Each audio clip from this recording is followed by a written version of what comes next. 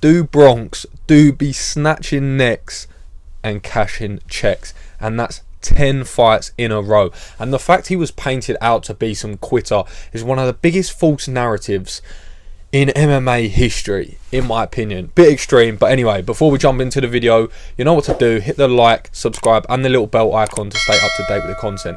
If you don't know what I bring you on Casuals Corner, well, you should know by now. Behind the scenes footage, interviews, fight breakdowns, all of that good stuff. So hit the bell icon if you enjoy the content. Anyway, let's jump into it. Before the fight, everyone coming into it was doubting Charles Oliveira because he's got quit, or because he tapped to elbows pretty much against Paul Felder. That's the real reason. We've seen that happen. That was his last loss, as a matter of fact, 10 fights ago. But that's the reason people were doubting him coming into this. Now, not only...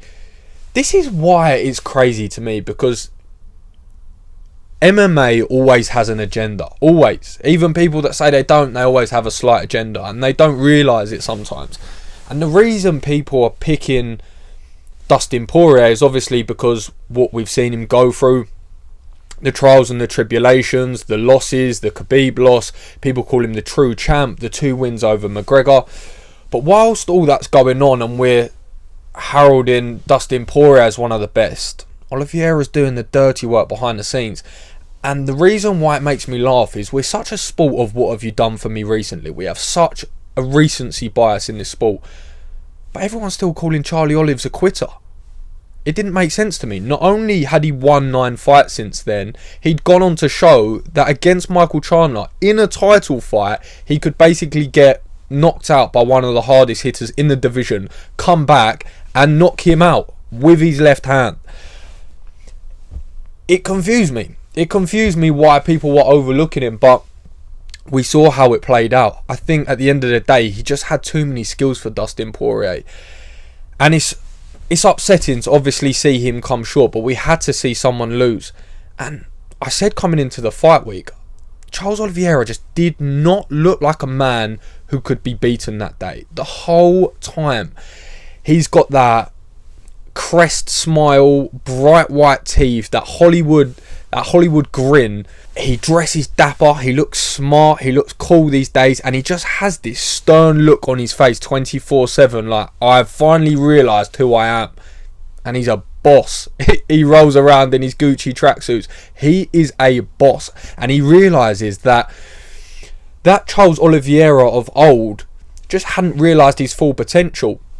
And the one thing that I want to touch about on him being a quitter and going back to those recent losses, and it's not just, I say recent, not very recent, it's not just the Bronx I'm referring to here, it's anybody.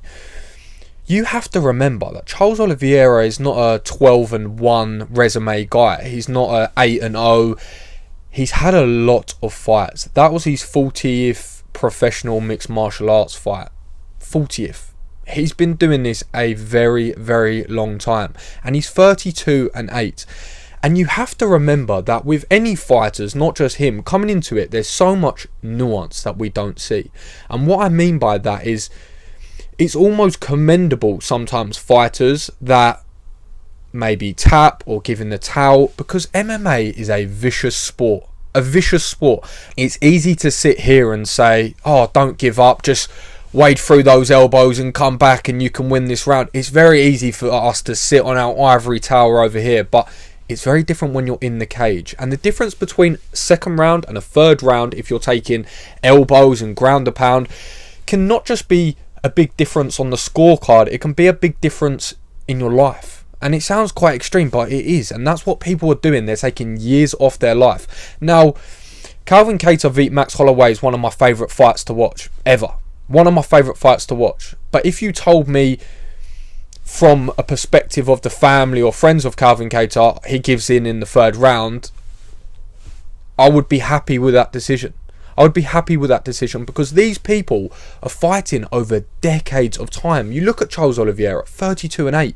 So every now and again to say in your earlier on in your career, you know what, tonight isn't my night. I've got clipped, I've got hurt, I'm in pain, I'm getting elbowed to fuck by this aggressive ginger person on top of me. He's landed one straight in my temple. If you go back and watch that fight where he taps, he lands the elbow, the point of the elbow in the temple.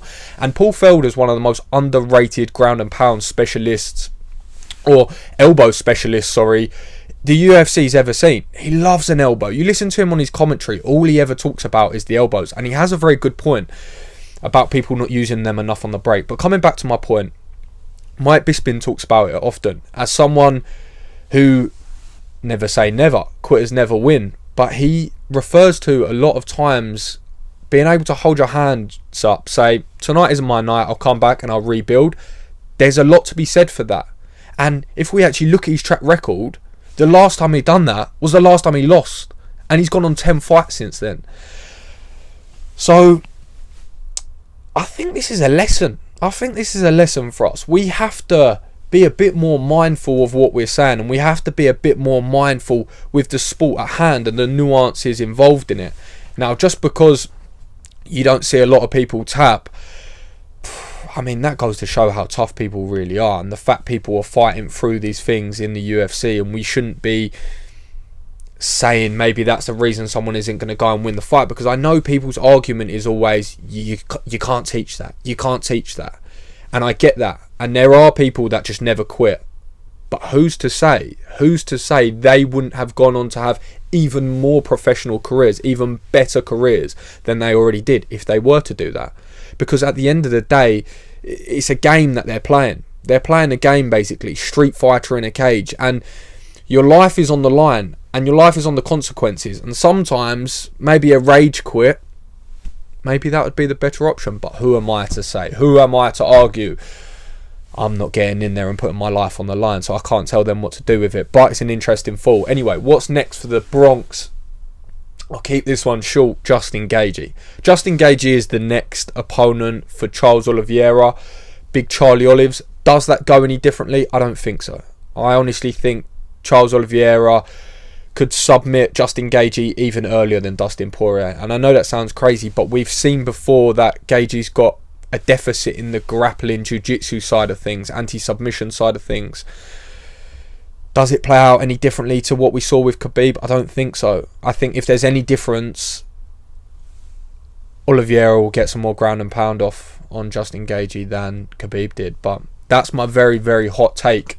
So, you know what to do. Hit the like, subscribe, and the little bell icon if you enjoyed the content. I've had a few really nice comments saying they much prefer this sort of thing. So I'm going to keep it rolling. I love doing it anyway. So it's a win-win on that front. Anyway, get involved with the content. Drop your comments in the box below. Let me know what you're thinking. Peace.